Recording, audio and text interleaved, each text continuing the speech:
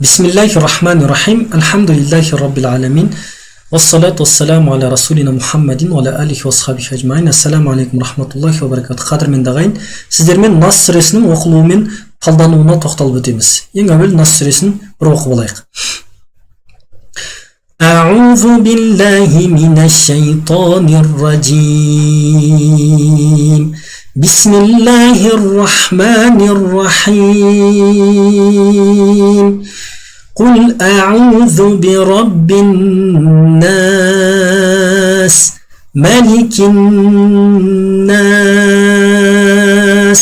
إله الناس من شر الوسواس الخناس الذي يوسوس في صدور الناس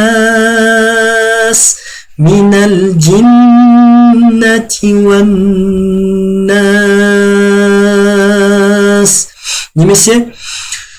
بسم الله الرحمن الرحيم